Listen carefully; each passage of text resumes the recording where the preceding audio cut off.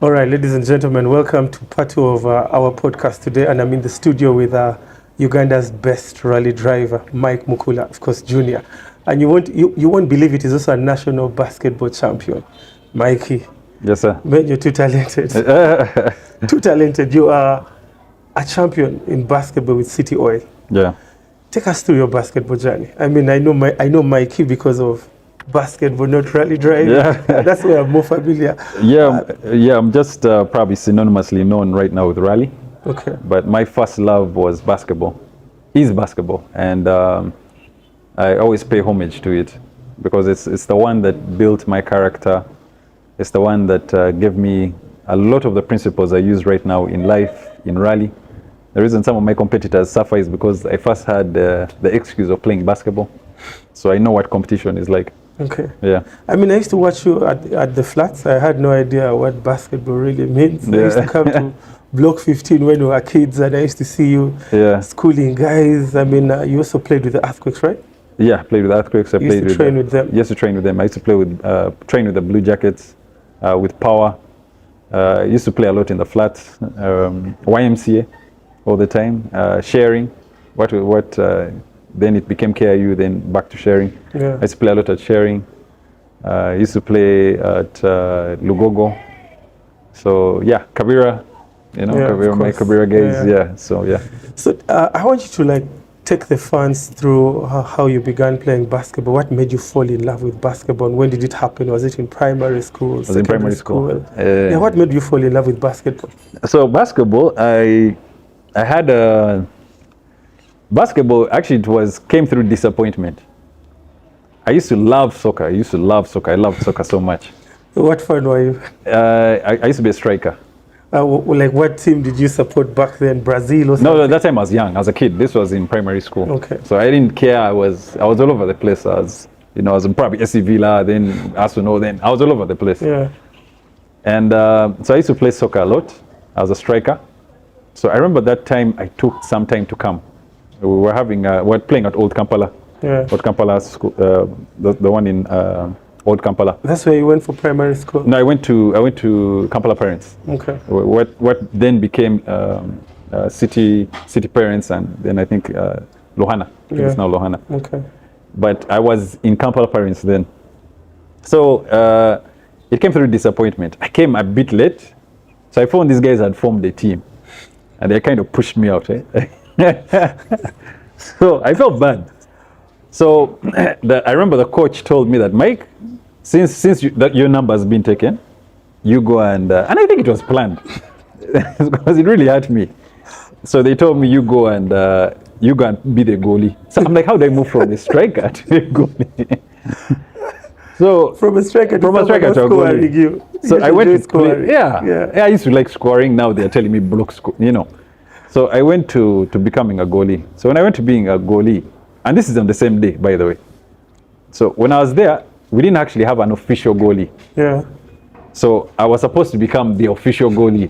So I was like, okay, at least I'm going to maintain playing. So I worked my way back from the goalie beat. So when I'm there, these guys are scoring me left, right, and center. I mean, I can't stop something to save my life. So I'm letting every goal go in. And then there's a friend of mine called Kishimba.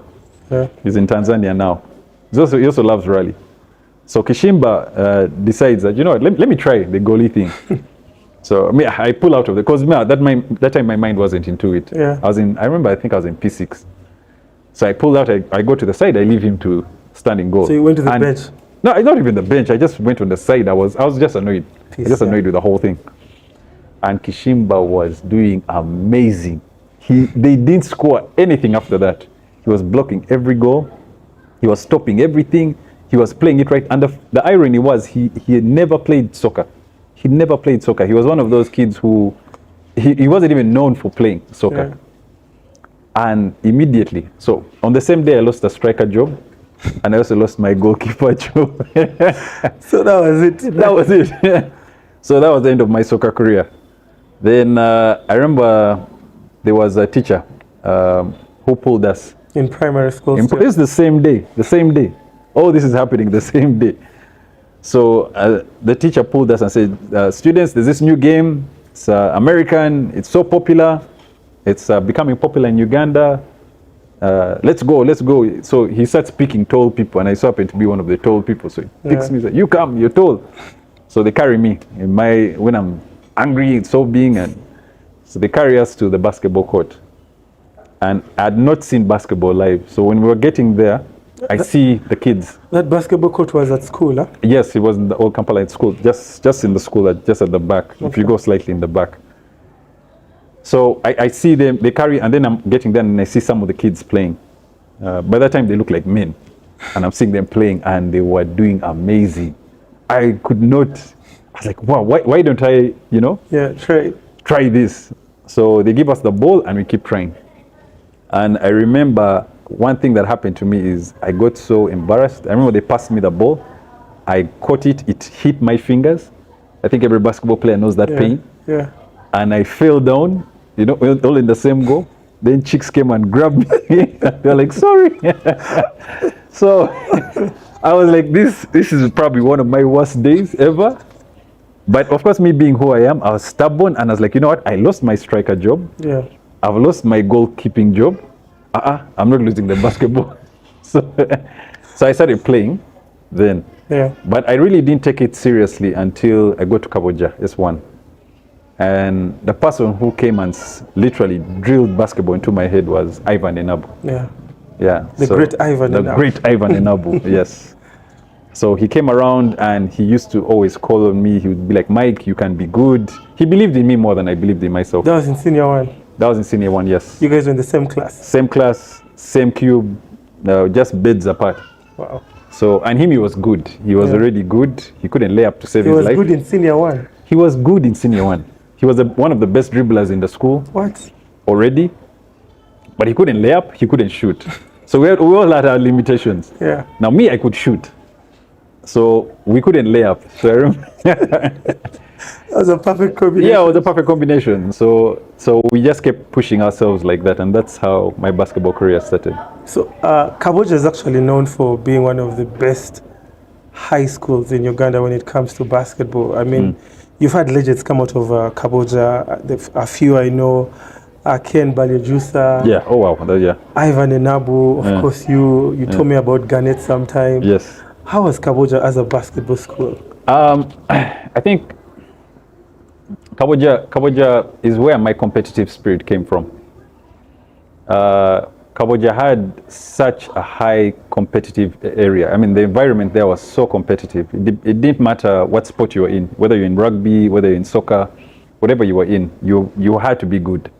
You had to be good. I think what was exceptional in Kaboja was the basketball team. And when Kaboja became Kaboja, it started actually a few years before us with the Abe Kitines and the Brakas and the Sentongo Joshuas. Those are the ones who kind of brought the name out.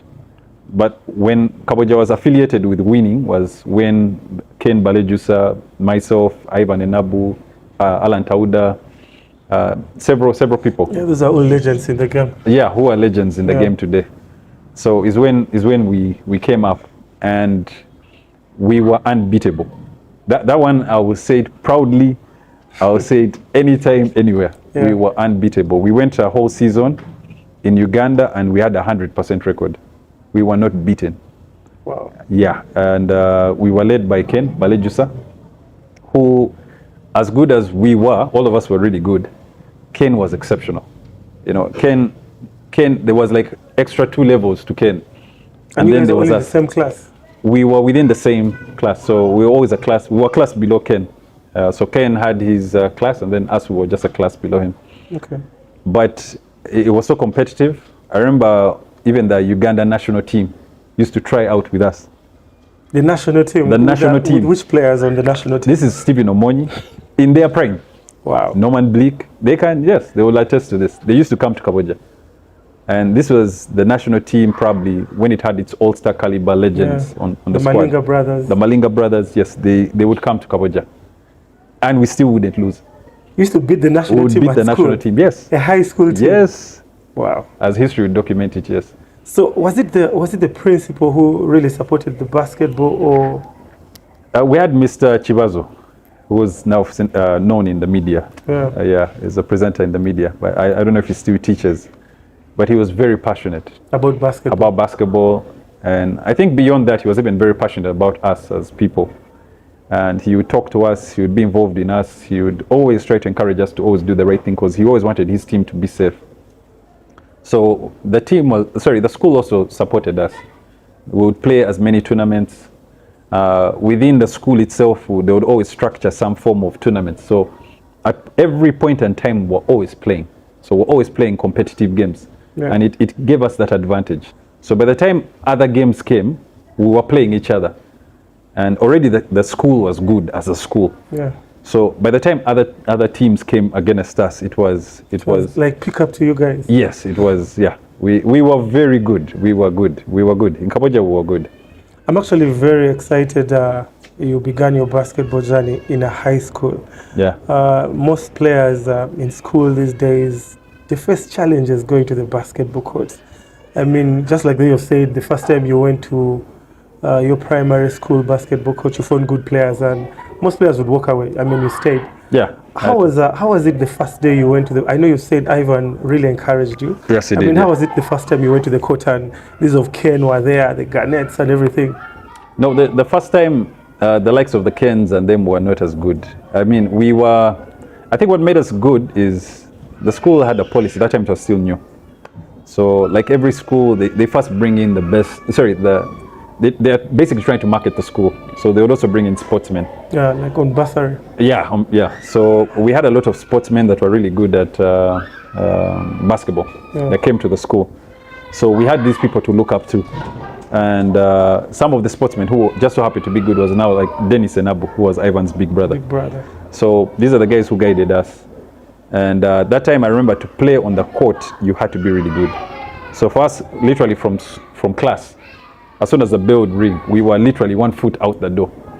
So we'd immediately run to the court and we would try to maximize as much time as we can. 20 minutes. Yeah, your 20 minutes. Yeah. Then all of a sudden in your 20 minutes, we are kiddo, you know your time is done. So, we would maximize our time. And also in partly trying to maximize your time, you're trying to show people that you're actually good. Yeah. And that's what motivated us, because the guys were really good. So we had to show them that we're good so that we can get maybe some extra time. They would pick you to play like 1 or 2 games. So that was the only way we could play. So it motivated us. And I think the challenge is what pushed us to become better. Yeah. Did you have a coach like in high school or something? Yeah, we had the legendary Sylvan. Kaboa, Yeah. Yeah, and he ran us to the ground. How good was he as a coach? I mean, I think he retired from the game fully. I think Sylvan is probably one of the best men I've met in my life. A lot of the principles he taught us then, I still work with today. As a man? As a man. He would see you being challenged by something and he would pull you aside and talk to you on a one-on-one. And of course, when you're young, you're absorbing everything. Yeah. So he would talk to us and he would really touch on everything in life. And he would make sure that even at the end of the practice, he would talk about it. And man, I would probably encourage every person to get involved in sports. It will definitely change your life. Yeah. So any major championships you won with Cambodia, like nationally or? Yeah, Cambodia, we won the national championship, which was Sprite then. We won the national championship. We won the regionals. There were a few tournaments that were set up.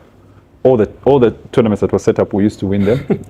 The challenge I remember we got, that's why I would say we were 100% in Uganda. In Uganda, we were 100%. We had 100%. For all the time you played high school? For all the time we played basketball in Uganda, we were at 100%. Wow. Winning record. Yeah. Until we shifted to Kenya. Now in Kenya, that was a different story.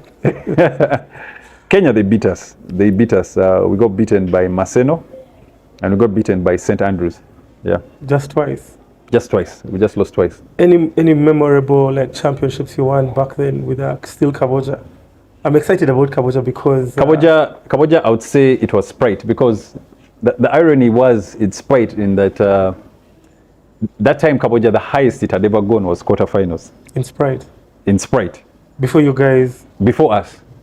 So I remember in most of the huddles, as the team talks, when we're warming up and everything, I would say that, guys, let's try at least and reach quarters and match the previous record. Yeah. Because these guys were talking, Yeah. the former guys, they were telling us, you guys are never going to amount to much. And also we took it as a challenge. Yeah. So we wanted to prove to them that we're better, or at least as good as them. Yeah. So as we're playing the tournament, they said, at least let us reach quarters. Yeah. So we came to the quarters, we won convincingly. So sorry guys, now we're in the semis. That was against what in the quarters? Do you remember? Who was it? I think it was either in Deje. Yeah.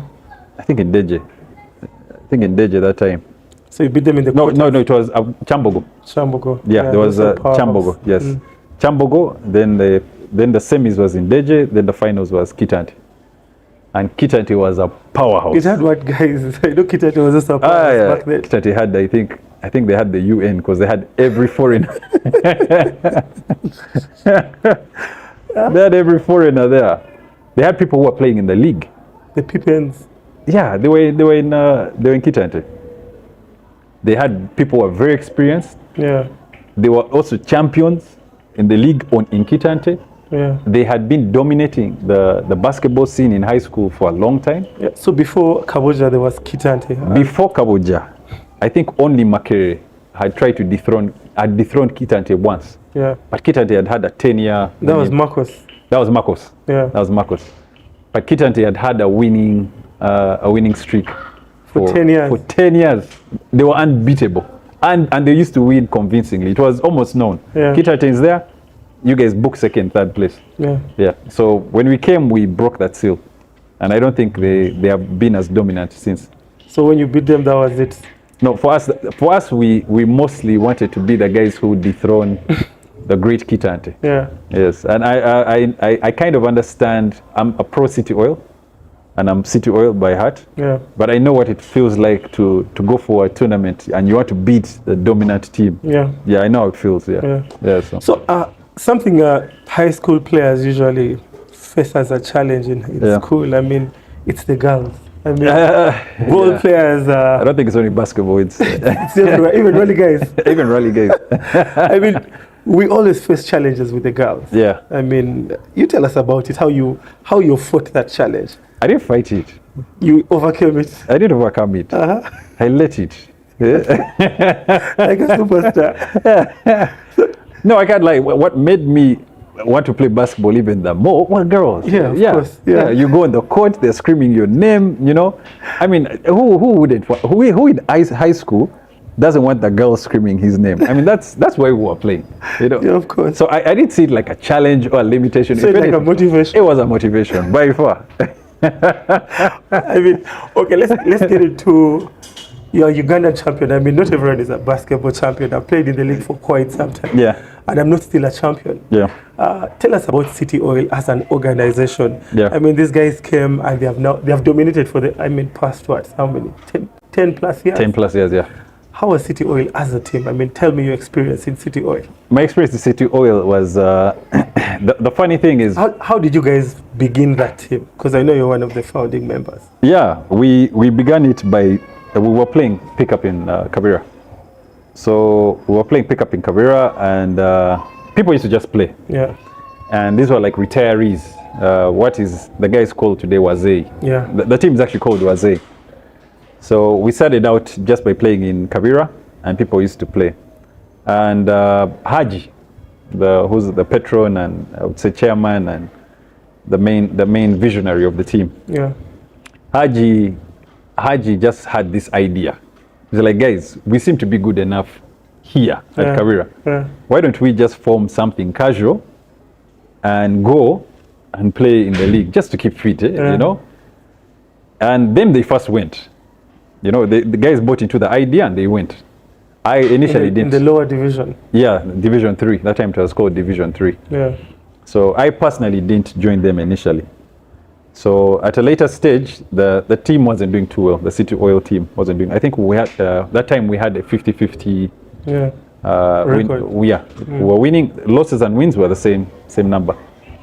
So it got to the half of the season, and then Haji came to me and said, Mike, we feel if we add you on the team, you give us that extra push.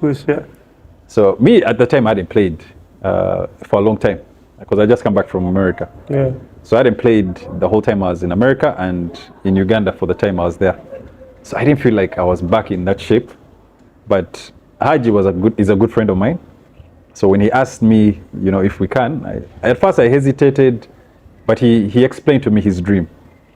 And the funny thing about Haji's dream is everything he explained to me, everything, he's doing it today. He told me how he wants to be in the national team.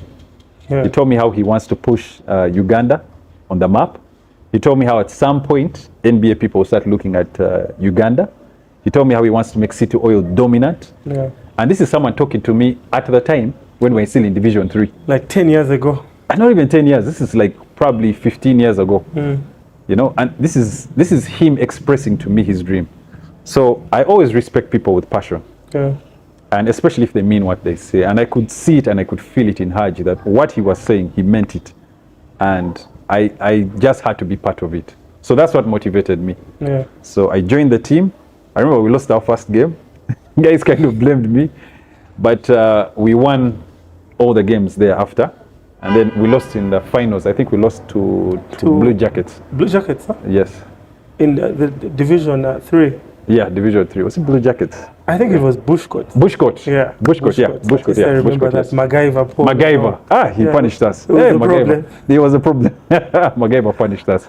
Okay, Yeah. so before we get into the whole City Oil conversation, let's get into a very, very brief break. We'll see you later on.